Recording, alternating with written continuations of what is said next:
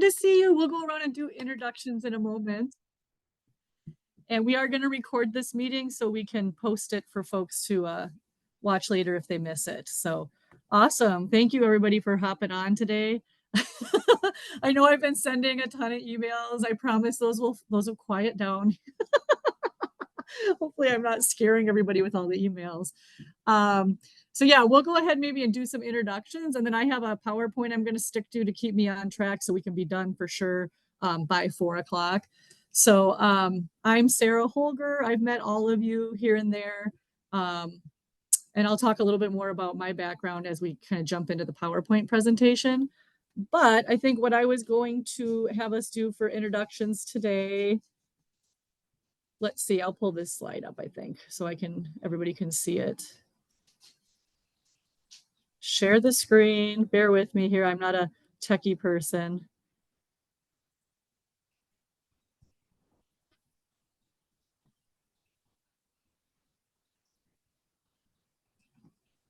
Okay. Hopefully everybody can see that, because Nicole, this is one of those things where I can't see anybody except my screen now. Yep, it looks good. Okay, super. So we'll go around and yeah, if you can introduce yourself, if you want to share your pronouns, you can, you don't have to. Just the town you live in, what organization you work for, or I know some of you are in transition right now, so where you most recently worked, and how you work with youth, how you engage with youth or young adults, because I'm hoping this cohort experience will also be a networking opportunity for y'all to, make new kind of connections and maybe be able to bounce ideas and do programming with each other. So kind of helps to get to know where everybody's working and what we do with youth. So now I feel like I need to minimize that so I can kind of see you there. Now I can see your heads above there. So I'm just going to go down the way I see you on my screen. I'm going to have Alexa go first. Hi, my name is Alexa and I identify as she, her. I live in Winona, Minnesota, and I currently work for the Winona Outdoor Collaborative and an organization called Project Optimist. But most of my outdoor work, and especially work with youth or young adults, is through the Winona Outdoor Collaborative. We work to bring inclusivity and accessibility to outdoor recreation for people historically underrepresented in the outdoors. So we do a lot of environmental and recreation-based programs in the Winona area for families and really anyone who historically lacks access. Awesome, thank you. And I think Fern, I'm trying to move this thing out of the way here. There we go. Fern, you're next on the screen. You want to introduce yourself, please? Hello, everyone. My name is Fern Naomi Renville, and I am a storyteller and cultural educator. I'm a citizen of the Sisseton Wahpeton Oyate, the Dakota Nation, who's now based on a reservation in South Dakota, the Lake Traverse Reservation. And we're the band that were exiled from the Twin Cities. And most recently, I was working for Wakan Tipi, and I will still be working for Wakan Tipi, but on contract instead of as a staff person, because I'm also trying to not neglect my current artist residency at the Historical Society. And I have a long history of working with youth out of doors. I've been an outdoor theater person for a long time. And so I have theater experience out of doors. My experience at Wakan Tipi has been out of doors, on site. And then I just have a lot of more independent work, working, basically taking people outside and telling stories that shares Indigenous knowledge. Wonderful. Thank you so much. Angela, you're next on my screen. I don't know if you see the prompts down below, but that's kind of what we ask folks to share if you feel comfortable sharing. So name, if you want to share your pronouns, where you live, what organization you work for or currently work for. We have several folks that are transitioning in their jobs, and then how you engage with youth or young adults.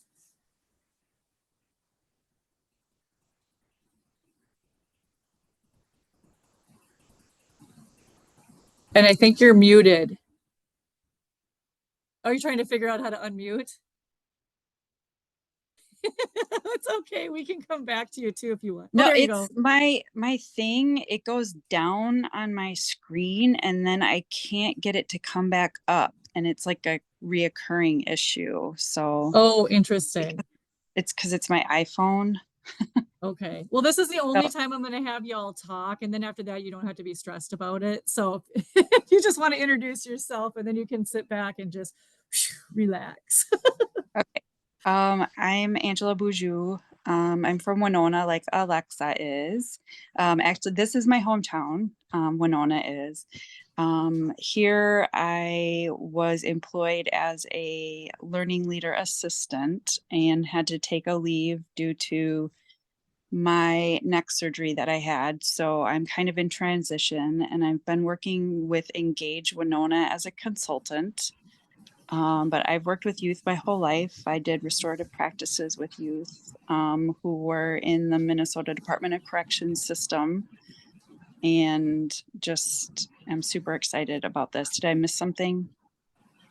I think you got it all. Thank you Okay. so much. Yeah. Bucky, So, Bucky, I'm you come up excited. next on this. Oh, thank you. We're glad you're here. And Angela's, there's a couple folks, Alexa, Angela, and Bridget, that literally in the last like week, I kind of recruited from the kind of a waiting list. We had openings. So I appreciate their scrambling to get everything filled Oh, out in time. I also wanted to mention that I am a Red Cliff member of the Red Cliff Band of Chippewa Lake Superior Indians. So I just wanted to put that out there too. Thank you. Thank you, Angela. Bucky. Hello, everyone. I'm apologies for being a little tardy. Okay, so I see the prompts down here. My name is Bucky Flores. That's what I go by. Robert is my official legal name, but if you call me Robert, I probably won't immediately at least recognize that you're speaking to me. Maybe at some point we can share more about how I became Bucky. Pronouns is he. I actually tend to use we and loves more often, but he is accurate. Where you live, I currently live in Zumbrota, Minnesota, which is a smaller town, southeast Minnesota, about 25 minutes north of Rochester on Highway 52. I live on a small a hobby farm with my wife and two daughters, about 12 acres.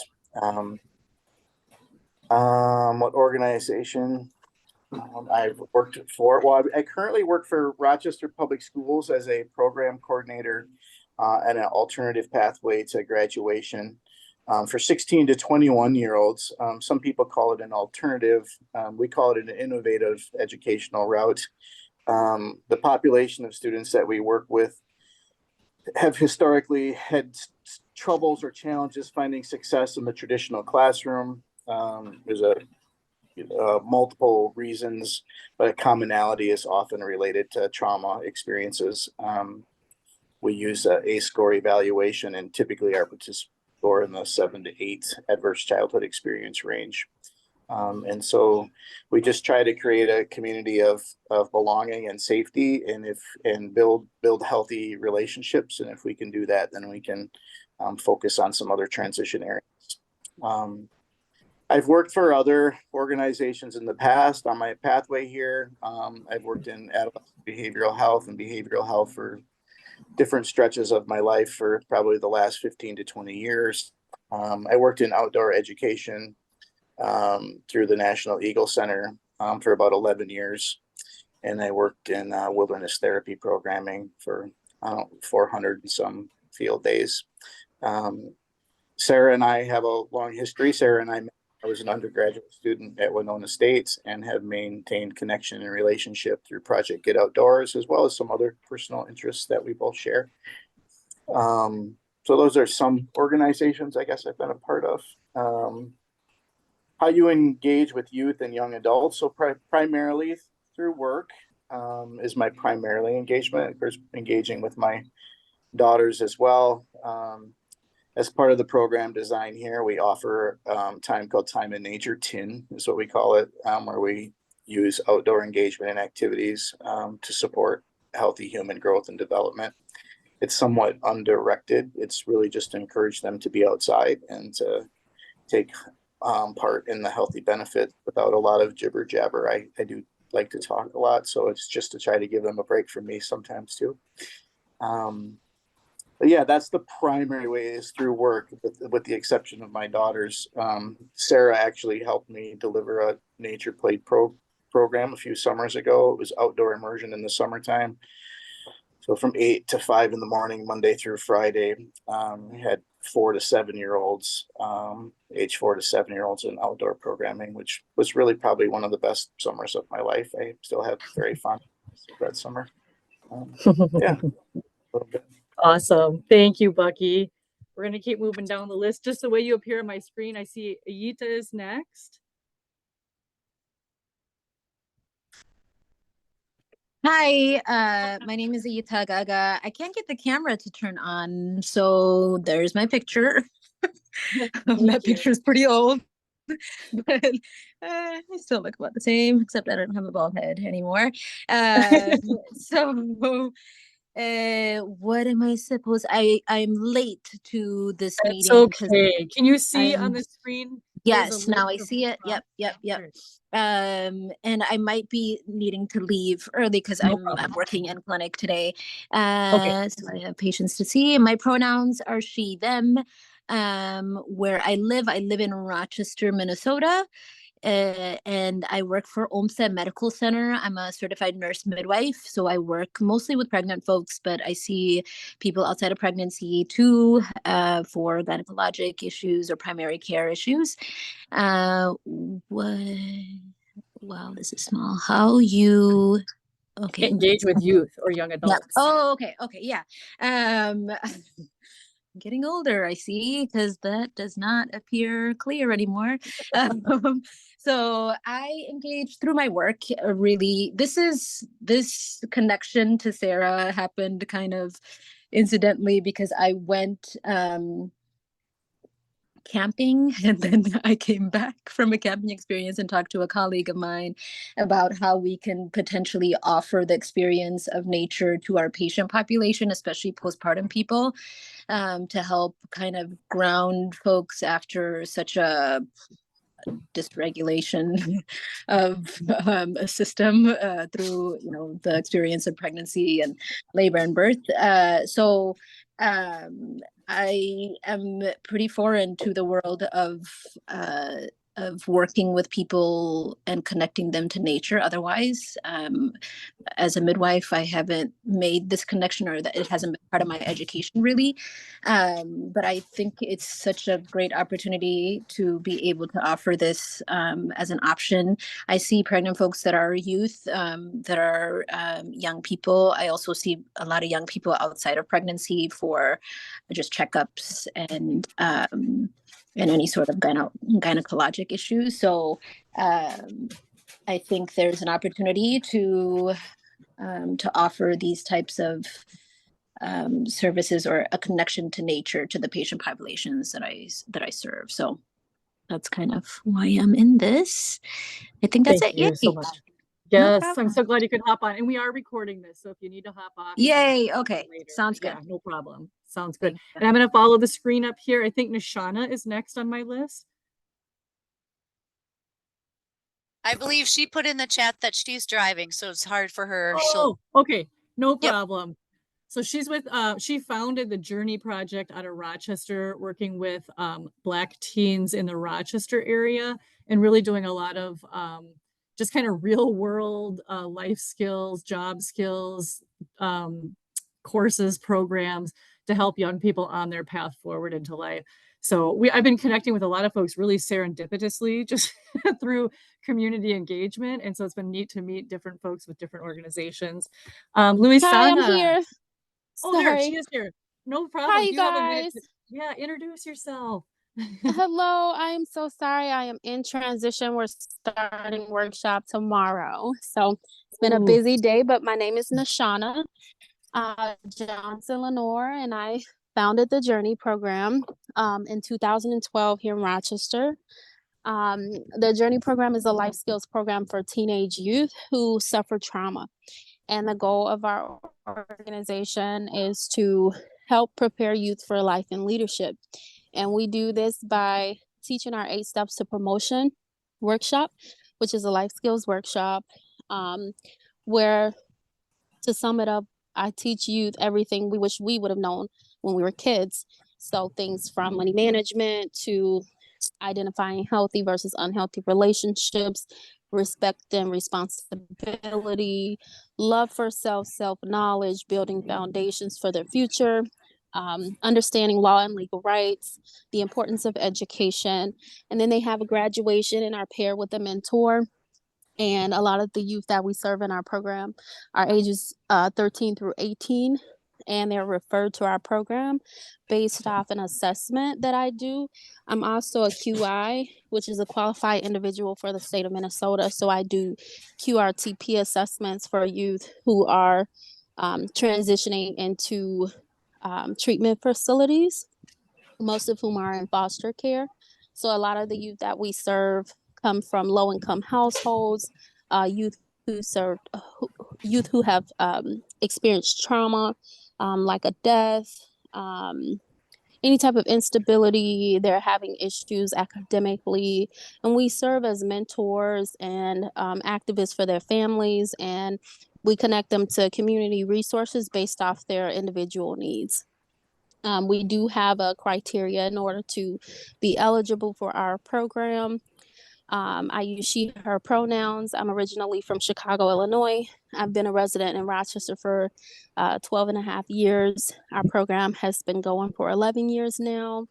I have experience as an equity specialist at Rochester Public Schools.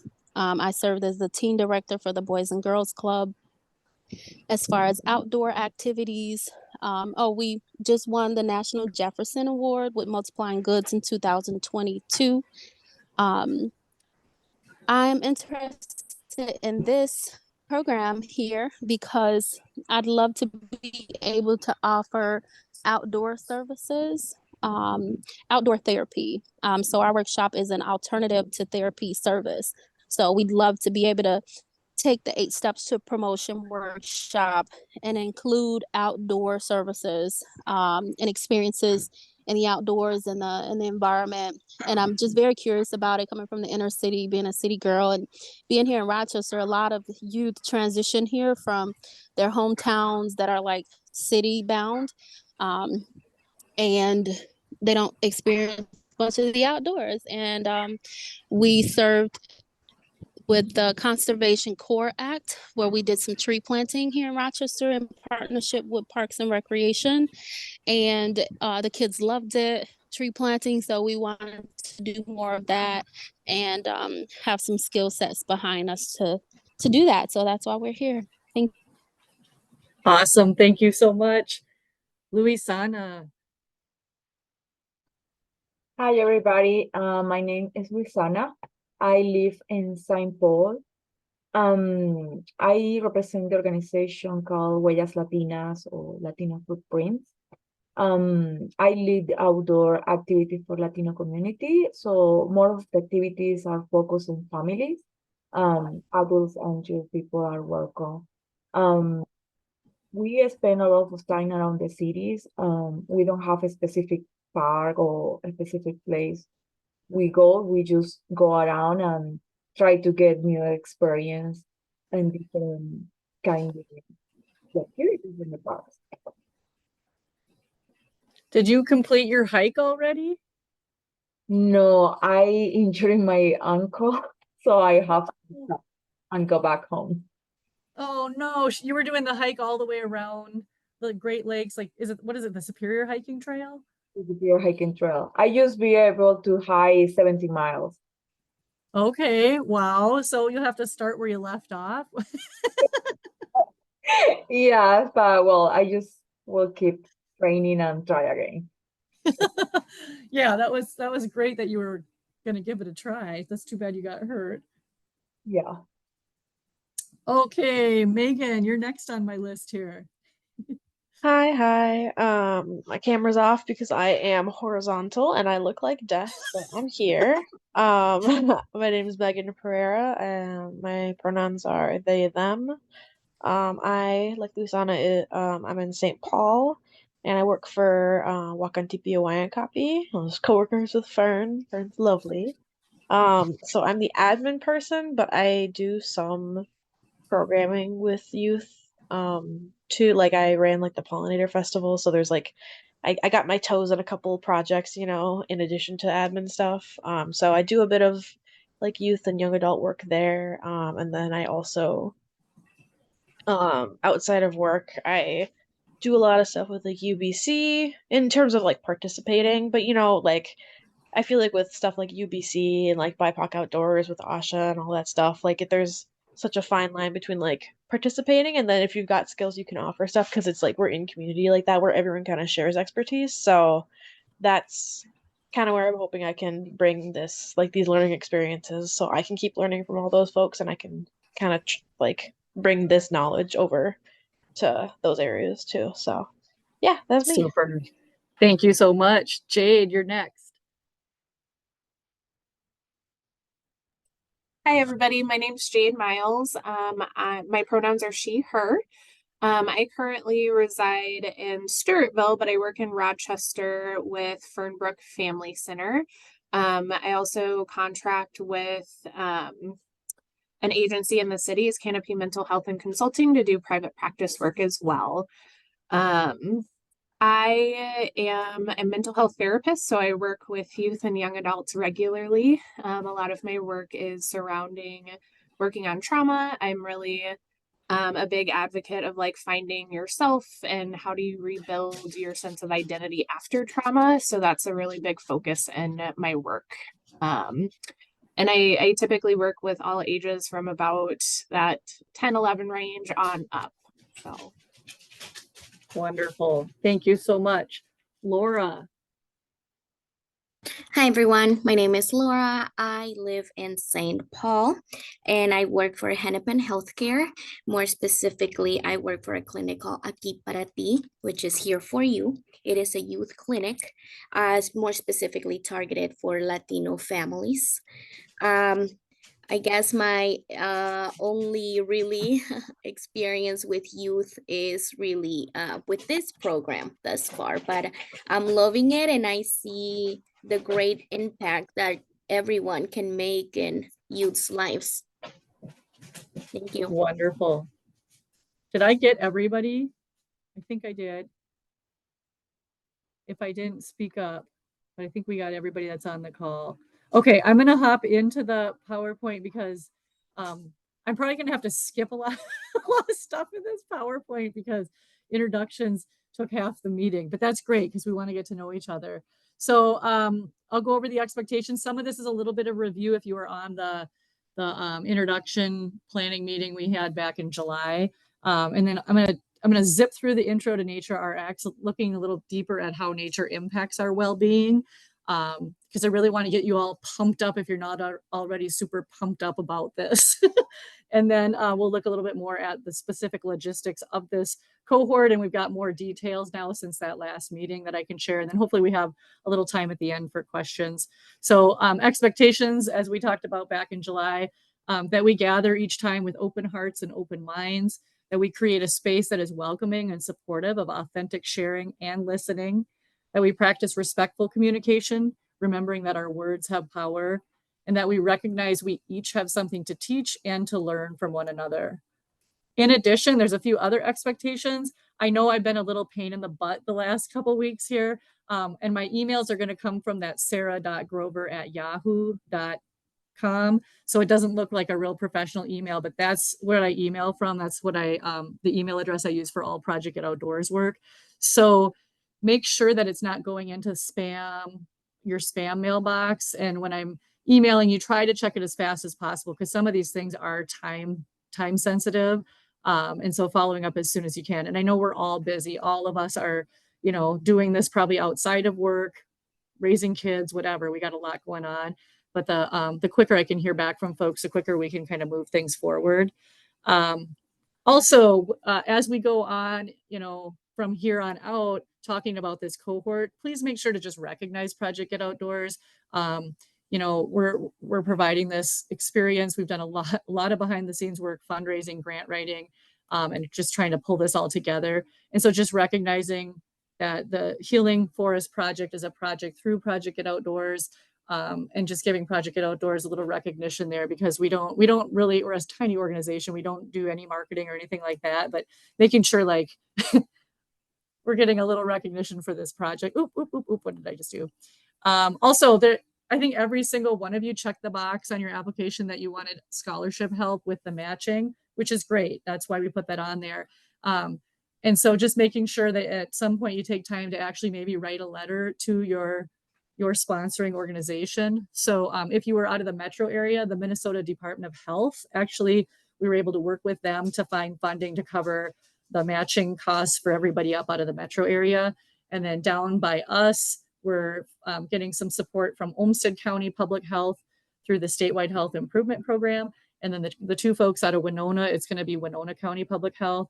So I'll make sure to get you information on who you could send thank yous to, but that'd be nice just to take a minute to, you know, maybe at the end after you've gotten your training, send a thank you to them as well. And then just dedicating yourself fully to engage in this cohort. It's an amazing experience, and I'm sure everybody is going to have a different reaction to it and a different experience. But for me, it was life-changing. But really in your mind and in your heart, fully engaging with this cohort. There's so much potential to change the world if we really roll up our sleeves and we all kind of go into this with our full hearts. And so having that perspective as you take the step into this experience. Also, if you are struggling at any point over the next year, please let me know. I want to make sure you succeed with this. Not to mention it costs $4,000 per person to participate in this. And whether you finish or you drop out, we still pay the $4,000 per person. So we want to make sure everybody succeeds for multiple reasons. So if at any point you're struggling, let me know and we'll try to figure out ways to adapt it so that you can be successful. And you've all seen me, you know me. I work at Whitewater. I'm involved with Project Get Outdoors. Project Get Outdoors has been around since 2005. I want to jump into, and a few of you have seen some of this in different capacities. I've presented at a few different locations where some of you maybe have seen the presentations. I want to give a few testimonials about how nature can really change people's lives and impact their well-being. So this is Mark. Mark is a volunteer out at Whitewater State Park. He teaches our fly fishing courses. He was a retired teacher from Lewiston, small little town, kind of in between Rochester and Winona. And he's also a Vietnam veteran. And during his time in Vietnam, he was in active combat where they were actually out in the jungle. And I interviewed him for oral history project, and he told me I could share his story.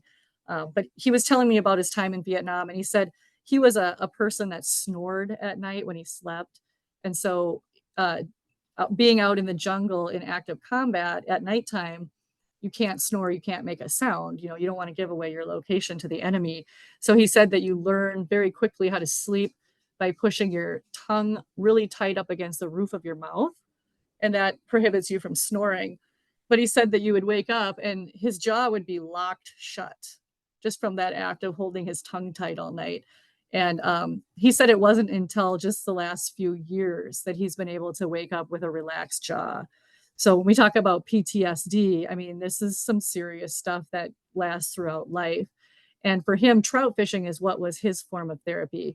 Because, the Vietnam veterans, PTSD wasn't a diagnosis back in those days. And when he came back from his service, he was taking college classes in Northeast Iowa and then at Winona. And he was introduced to trout fishing through some of his college instructors.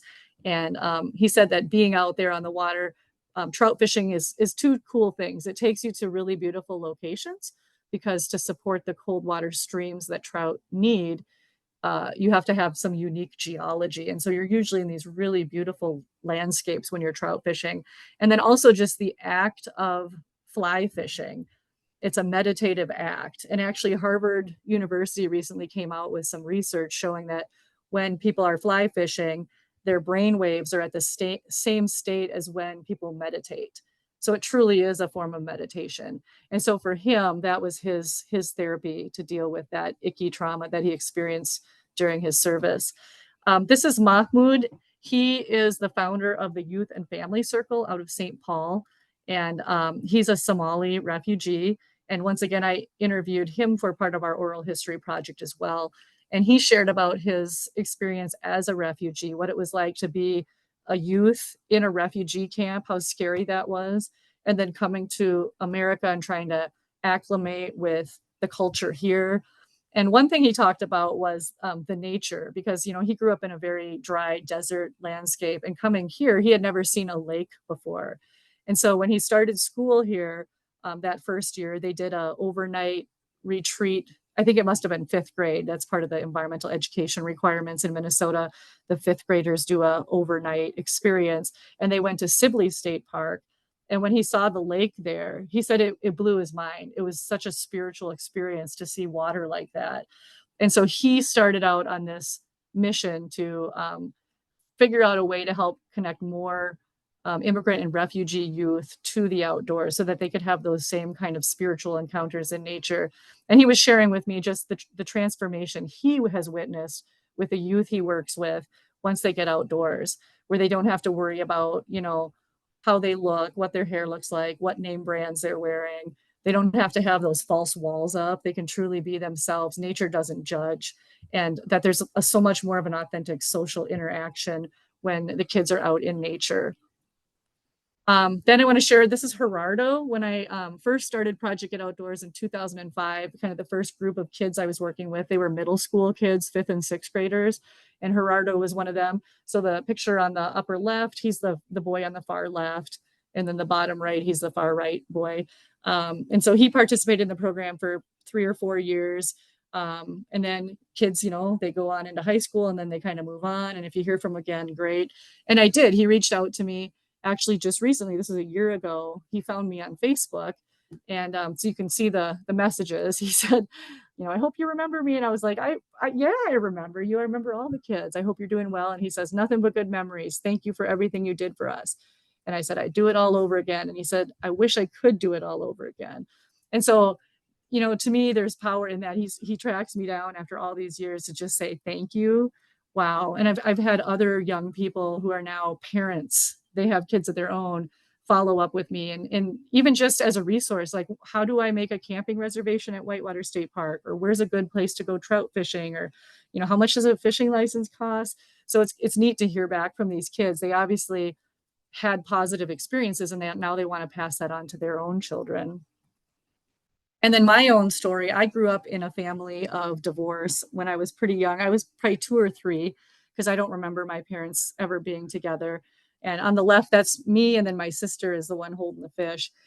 And, you know, we struggled with some icky things in our family. There was mental health challenges and drug and alcohol abuse, and just things where it wasn't always fun to be in the house. We loved to be out in nature and build forts and things like that in the neighborhood. That was kind of our sanctuary. But it's interesting how some of these family histories repeat themselves. On the right-hand side, this is me and my daughters. Around the time that I got divorced from my first husband. Hold on a minute. John, can you come and deal with this dog? Sorry, my dogs are barking at somebody. And so going through divorce is a traumatic thing. I don't know how many of you have ever experienced it, but it's like experiencing a death. It's life changing for everybody involved.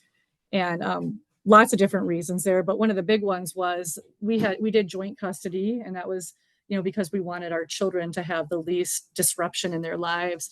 So they would be with me half the week and then with their dad half the week. And when they would leave my house and head to their dad's house, it would go from this joyous, you know, little girls dancing, laughing, all this fun laughter, to just pure silence. And that about killed me every time for the first year or so. It took a while to kind of adjust to that. So when they would leave, I had to get out of the house because I would just lose my mind. And so I would head outside somewhere to go take a walk. And oftentimes I would head down to Whitewater State Park and just take a hike. And I remember sitting one day on a bench by the river and watching the water flow and just, you know, taking deep breaths, and then looking up at the cliffs, the layers of rock. And I was thinking how ancient those rocks are. I mean, hundreds of millions of years old. And I was thinking, you know, I'm lucky if I live to be 80 years old. Like these rocks are so ancient. And right then and there was this like really pivotal transition in my mind where I started thinking with gratitude. I started thinking, you know, I'm lucky to be 30 years old, to have survived, to have healthy children, to have survived childbirth. Like I flipped everything around and started looking at things a different way, thinking about how, you know, my time on this planet, even if I live to be 80, is a pretty short time. Like, why would I live my life angry or sad when I can really seek out the positives and the joy in my life? And that's something that I've been able to do since then. I mean, it really transformed the way I think about things every single day. And that's the power of nature. And I mentioned when we met in July, you know, my kids have themselves have gone through some challenges, mental health challenges, and turning to nature, I see in them that it's almost like they return to who they truly are when we get outside into nature. It's very, very powerful. It's very restorative. And that's because we are nature, right? We're not separate from it. We are part of nature. We evolved over thousands and thousands of years in nature, connected to nature.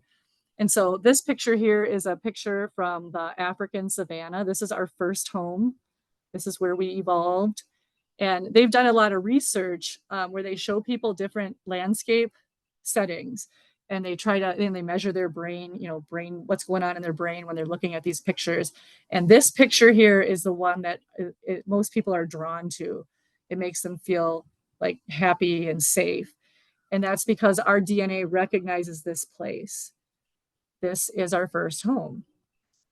So Dr. Brent Bauer is a doctor with Mayo Clinic. He's the director of their complementary and integrative medicine program. It's kind of like their alternative medicine wing. And he was featured on a podcast. The Three Rivers Park District up in the Twin Cities has the Wandering Naturalist podcast. And this is from a couple years ago. They did a whole month-long series on prescribing time outdoors. And so this doctor talked a little bit about nature prescriptions. And I just thought this was neat. He was talking about biophilia, which is a term that's been around for a couple decades or more now. But it was great to hear a Mayo Clinic person talking about this. He said biophilia means we recognize that we're wired for a connection with nature. And when we are connected with nature, we do better from a well-being standpoint, from a social relationship standpoint. Even immune function is better when we are connected to nature. So this is exciting. All around the world, people look to the Mayo Clinic. And so if they're starting to talk about this means, hopefully we're on the edge of some big change coming up. There are a lot of resources out there where you can learn more about this. And when you go through the online training, they will spend at least one of the sessions talking more about this. But I do recommend, especially the Nature Fix book here on the right-hand side. It's a real easy read. The author is a journalist. She writes with a lot of wit and a lot of humor, and she doesn't use big fancy words. And that book looks in particular at what goes on in our brains when we get outside into nature. So there's a lot of research on this. The Children in Nature Network is an organization that we'll be referring to a lot over the coming year. They're doing some great work right here in the Twin Cities here in Minnesota as well. But they have a research library where you can go in, and these are peer-reviewed scientific articles, and there's thousands of them. So if you ever need to make a case to your administrators, your supervisors, community partners on trying some different programs that are nature-based, this is the place to get your ammunition. There's a lot of great research there. And I see, we're going to run out of time, so I can't go through this whole presentation, but usually I would dive into how nature impacts our physical, mental, emotional, and spiritual health. I'm just going to kind of zip through this. The big ones here that I want when I'm thinking of children, when we're outside into nature, moving around in nature, we tend to be more physically active. We tend to use different parts of our body that we would not use indoors. And I keep giving the example of the YMCA in Rochester and Winona. They just built this fancy YMCA, which is great. It has a nice gym, and I can see the people in there on the treadmill because there's a big window. When you drive Highway 61, you can see everybody on the treadmill. And I think, some people, that's how they have to do it. They have to go to a gym for, accessibility reasons and other reasons. But for those who can take it outdoors, they should, is when you take your walking, your jogging, you're running outside, it really increases the physical activity. Plus it amplifies all these other ways that nature benefits your well-being. When we are more physically active, that tends to enhance our appetite and our sleep. So it causes kind of this positive chain reaction of other things in our body. Also, when we're outdoors in nature, that tends to lower our blood pressure and our cortisol levels. Cortisol is a stress-related hormone. They say as little as 10 minutes outdoors, taking a walk, ideally through an area where there's some trees and water. Trees and water are the two magical elements when they're combined together. That is a really powerful experience for the brain and the body. So those are the two big things I wanted to highlight there. Those of you who have heard me talk, you know I can go on for an hour or more just on this topic here. When we look at mental and emotional well-being, this attention restoration is really the big focus here. When we go out into nature, the critical thinking, the side of our brain that tends to do the rumination, that's where anxiety and stress come from, the part of the brain that always is worrying about things.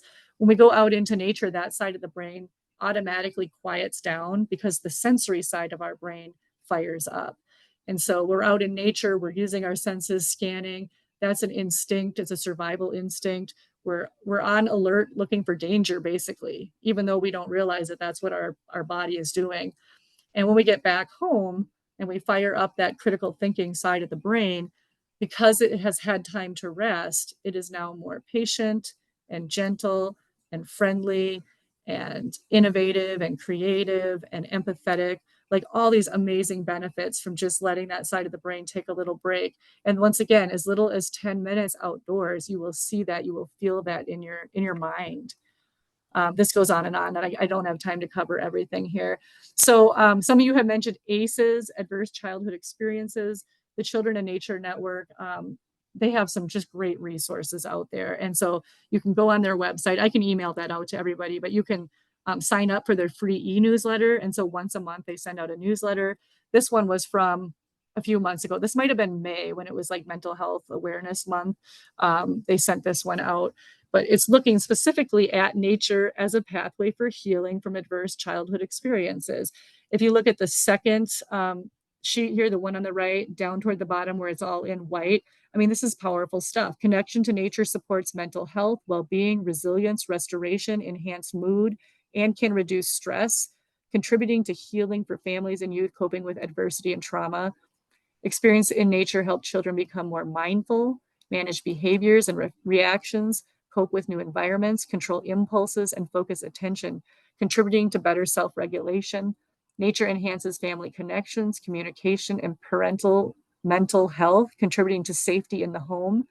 Quality outdoor spaces enhance community togetherness and reduce crime, contributing to safety in the community.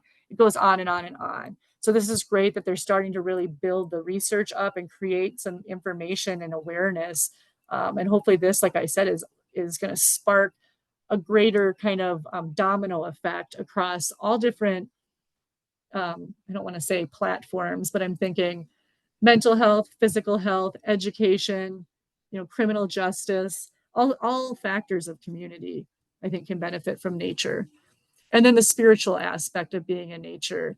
When we get outdoors, there's often so many opportunities to experience awe and wonder, to feel connected to something bigger than ourselves, and just to have those, like I did sitting on that bench at Whitewater, these aha moments that are just powerful. And it doesn't have to be at some, really scenic park somewhere. This can happen in your backyard. This can happen in an urban setting, noticing life living in the cracks of the sidewalk, right? Like these tiny little experiences can be just as powerful.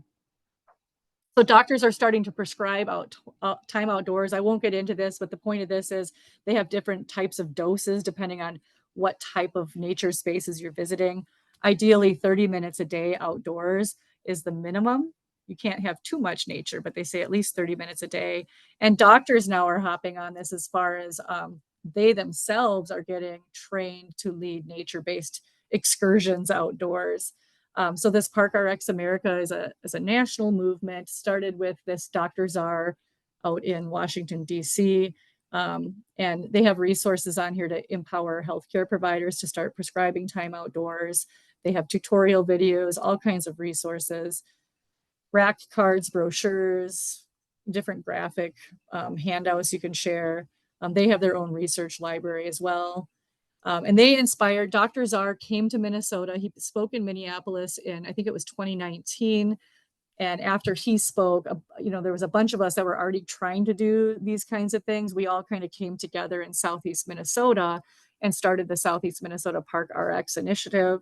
And so we are working with some doctors from Mayo Clinic. We've been trying to tap into like Olmsted Medical Center, Winona Health, Gunderson Lutheran, Hiawatha Valley Mental Health, Fernbrook, some of these other health-related organizations in Southeast Minnesota. It's been kind of slow going, but it's exciting that we have, a few medical folks on board that are helping kind of champion it right now.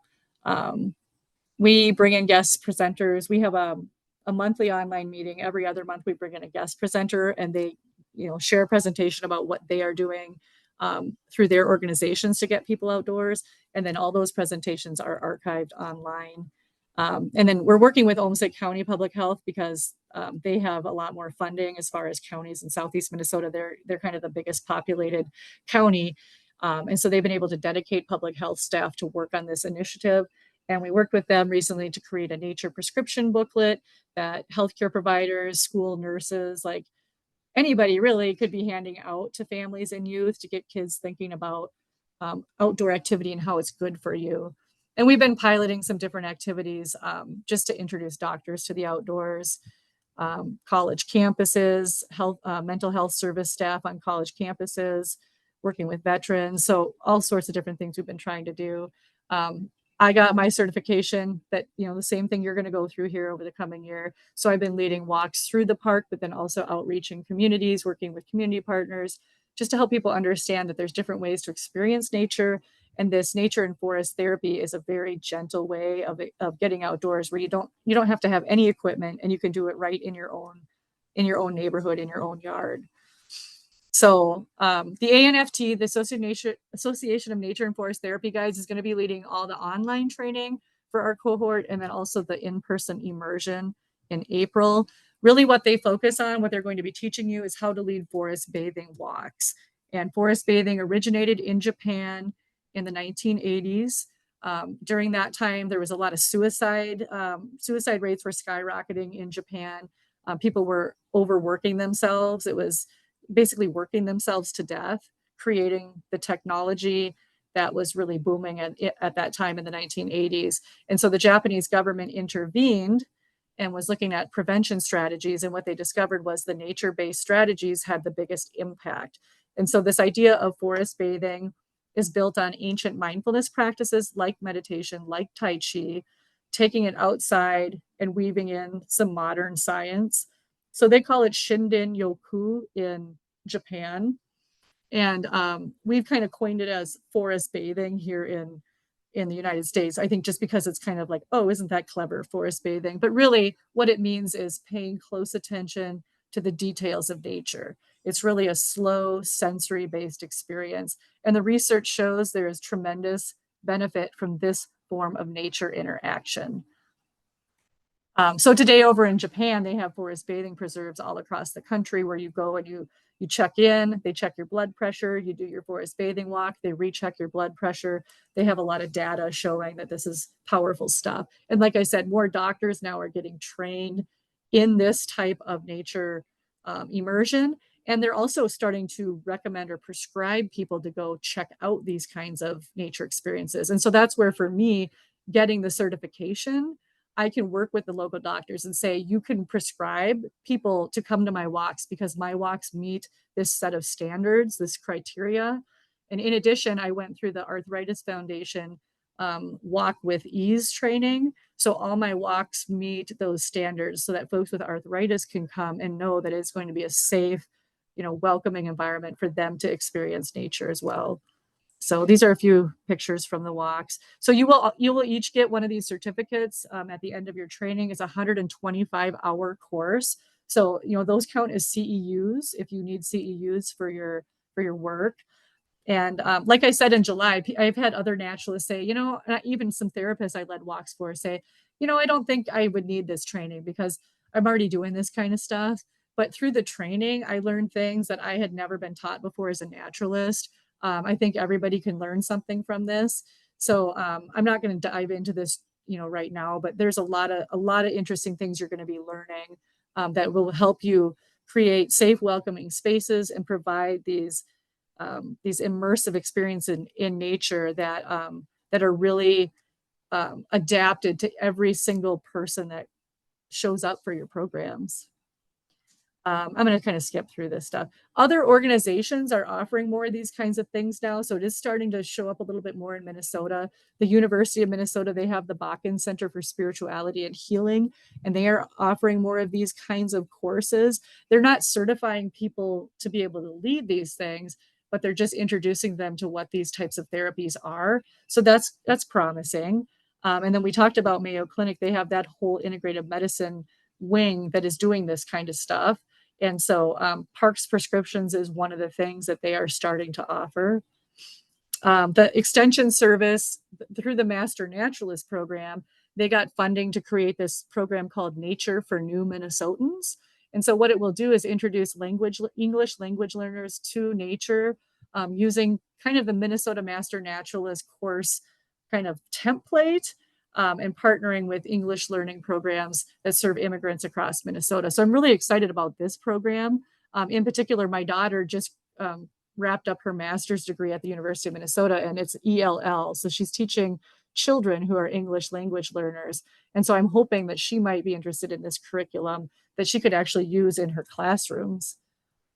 There are forest bathing guides around Minnesota. There's probably a couple dozen, but there is no organized directory like where you can find them. It's really it's really frustrating trying to find a certified guide. So that is something that I've been working with the Department of Health. We're trying to figure out how we can actually get all of the certified guides listed somewhere on some web page, on some directory. So that way people know how to find a guide if they want to contract with somebody for community ed or through a local clinic or whatever. And so that would be something you would have maybe the opportunity to get listed on next year once you're certified. There are more and more ecotherapists popping up, folks that are, they're utilizing nature as part of the therapy they offer for families and children. My daughter is seeing this Becca Manthe on the left. She's out of Minnetonka, I think. She offers her walks at a park in Golden Valley. And so that's what they do. The therapy sessions are held outdoors. They take walks in nature. She also does like nature art and some different things like that. So it's kind of exciting to see this realm is really starting to grow. I mentioned the statewide student survey in 2022. That's the most recent results we have, but those were really startling results showing, 5th to 8th grade, 9th to 12th grade, over 50% of the young people in those grades say they feel depressed, they feel lonely, they don't feel they have a trusting adult they can go to. It's really startling to see. And so this Healing Forest cohort is kind of built on the fact that we need to address these trends. We can't just sit aside and let this happen to our young people. So we have quite a few partners besides Project O and the ANFT, the Minnesota Department of Health, Mayo Clinic, Rochester Area Foundation, Gunderson Health Systems, and then the SHIP program for Olmsted County and Winona County Public Health. These are all the partners that are really helping fund this and offer the training. And we do have cohort members in kind of a clustering from a couple in Winona. I think we have 5 or 6 in Rochester. Hussein was out of Owatonna, but I think his job is changing. He's going to be moving to St. Cloud, so he'll be up there. And then I think we have 6 in the Twin Cities area. So it's kind of we were trying to focus more on the Southeast kind of realm of the state. Nice mix of different professionals and community leaders. And so, we kind of went over this in July. We want to empower youth serving leaders to bring nature-based experiences to youth and young adults experiencing trauma. We want to engage those youth and young adults with nature and provide them with tools to enhance their well-being. And then we also want to share the lessons learned from this project with others across Minnesota, hopefully to inspire and motivate a bigger movement here in Minnesota. So, we're going to be participating in this 125-hour certification training. That's that online training that's going to start October 12th. It's going to run through April, Thursdays. And then there's some weekend sessions where you can pick a Saturday or Sunday works better for you. I got the updated map today. So that was a mix up. There's no Thanksgiving on there. Don't worry about that. That whole week is a week off. And then once we do the training and the in-person immersion, which will be a 4-day event down at Eagle Bluff in Lanesboro, so we can actually go out and practice these walks in person.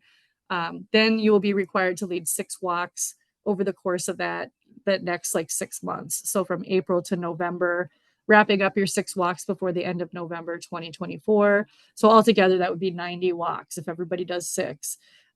Each time you lead a walk, there'll be a one-sided little debrief, like a summary you fill out about how your walk went, what went good, what you would do different next time. End of the year, there's going to be a final report. It's just like a double-sided page. It's nothing to be scared of. And then final presentation. So we're asking you to be thinking about how you could present what you learn over the course of this coming year to your colleagues. And then we will do those as Zoom presentations that we can record.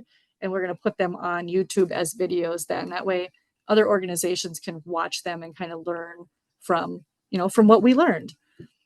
Blah, blah, blah. That stuff's just showing what Project Go is going to be doing. So I need your applications in. I think I've got all of them except one. So I'll follow up. I need to go through the list again, but this is going to help us to show, yes, this is who needed. I think everybody needed a scholarship. And also you're signing it, and it's kind of like a really basic, I don't want to call it a contract, but it's like a memorandum of understanding kind of thing saying, yes, I realize by signing this, by joining this cohort, I'm saying I can commit to these expectations here.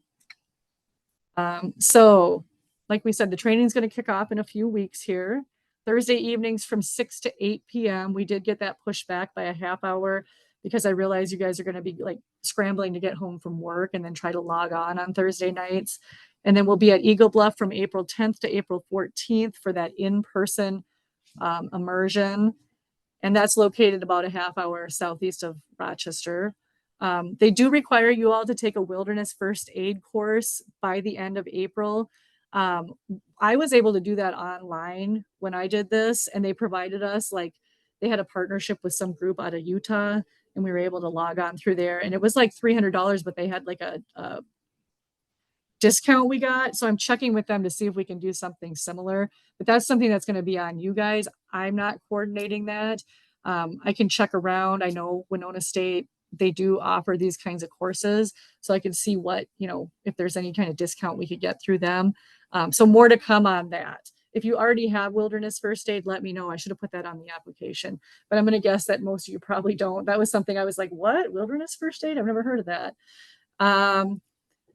Yeah, and then we'll do check-in meetings after you finish the online training. So once a month, we'll be checking in with each other just to kind of see where everybody's at, how everybody's feeling, kind of bounce ideas off of each other. And then, yeah, we talked about the 6 walks, the walk debris, and the final presentation. Okay, we're already past 4. So I'm going to see what else I needed in here. Blah, blah, blah, blah, blah. These cohorts are running all the time. So if you know other people that are like, oh, I want to get that training, they can go online and they can do this on their own. I did. I put it on my credit card and I'm going to be paying it off for the next 5 years, but you can do it anytime on your own. Ours is a coordinated cohort. So we are all from Minnesota. We are all dealing with similar climate and geography. And, when we think about youth in Minnesota facing trauma, they may be dealing with different things that kids in California aren't. So it's kind of nice that we're going to be like a geographically, focused cohort. I'll send you the updated schedule, but you can see Thanksgiving break. There's nothing that week. So hopefully that doesn't scare some of you too much. I'll email that out here after the meeting. They're going to give you online access to a handbook. It comes in chapters. And what it is a drip course, which means they only free up a chapter at a time as you move through the schedule. So it doesn't matter how fast you personally read through stuff and do your homework. You cannot access the next chapter until they release it on the schedule. So that's nice because it helps you to slow down. It's not a race. Really absorb what you're reading, take your time. And then after, a week or 2, they release the next chapter. What I did is I printed mine off and I put everything in a 3-ring binder because I like to highlight and draw and have a hard copy of things. I really do recommend that you do that as you log on there, print things off, put it in a binder. They'll probably mention that to you too. It's just nice to be able to go back and look through there. It's different than it all being online. I also downloaded them all as PDF files, but I liked having the hard copy. Yeah, and you'll be getting a certificate. And really the big end thing is that this experience is going to build relationship amongst all of us, but also between us and the youth that we serve, and between the youth and nature. And so that's maybe the ultimate goal, is that the youth that we serve form a relationship with nature. And this whole idea of reciprocity, when we have a relationship with nature, we're more aware of it, we're more appreciative of it, and we want to take care of it. And, by giving back, that also gives back to us. That helps feed our soul. So there's a whole lot of hopefully amazing things that are going to come out of this experience for each of us. So we'll start those monthly check-in meetings in May after we complete the immersion. So from May through October, we'll do check-ins. Every time you lead a walk, we'll have you fill out a debrief and just email that in to me. And then we'll have final presentations, done. Well, it says by the end of October, but really probably by the end of November. Oh my gosh, I think I just whipped through that like a tornado. Are there any questions? That was a lot of me throwing stuff at you. Any questions you can think of right now? Is there anything in the chat? I don't even know how to check the chat. It's hiding. There are not really questions. There are a few updated pronouns, and I added on there about REI. Oh, then I have my picture on there. Yay! REI also has many courses available for wilderness first aid. A lot of them are in the metro area. So okay, yeah, we can many send out a dates. list. Okay, maybe we could put together a little list of places where you can get that and send it out. But I did inquire with Manuela. She's with ANFT to see if they still had that partnership with that. I forget what that outdoor leadership school. It's in Utah or something. And at one time they had a partnership where there was a discount. So it was only like $50 instead of like the 300. So we'll see if we can work out a deal somewhere. Great. But otherwise we'll list the places in Minnesota where you can do that. The REI, is that in person probably? Yes, I believe they are in person now. Yeah, because they had like the one that I did online, they had you work through these scenarios and you had to like put a splint on yourself and take a picture of it, or like your husband send a picture in to get the credit for doing the homework. It was kind of fun. Any other questions? Because when this kicks off in October, I won't be on those calls. That is going to be your instructors through the ANFT. And it sounded like each month they're going to have a different instructor through there so that you get to meet. They have some really incredible instructors and they're all over the world. And so it sounded like, like for the month of October, you'll have one instructor, and then November it's going to be a different instructor. So you're going to meet some of the different folks from all across the world that are working with people in all different countries. So it's going to be a really neat experience. And they do a lot of small group discussion. So they'll split you up into small groups where you have these topics to talk about, and then you come back and share with the larger group. So you really do get to know each other really well through that online training. So no other questions? Thank you for all of this. It's I don't know what else to how else to express all the gratitude, all of this behind the scenes work so we can do this. It's just really a really cool opportunity. So thank you. Well, thank you. And I'm excited that, each of you're doing amazing things right now already. Just think how much more you can amplify that once you have this skill set. Oh my gosh, I just get chills thinking about it. So I'm very emotional thinking about each of you taking time out of your lives to learn more about this practice. So I'm excited a year from now, I think. Woohoo! So you'll be hearing from me via email. And like I said, if you have any questions, anything you're struggling with, please reach out to me. I want to work with you and make sure that you're successful in this experience. So thank you, everybody. And you'll hear from me before October 12th. I'll be sending out more information. So have a great rest of your day.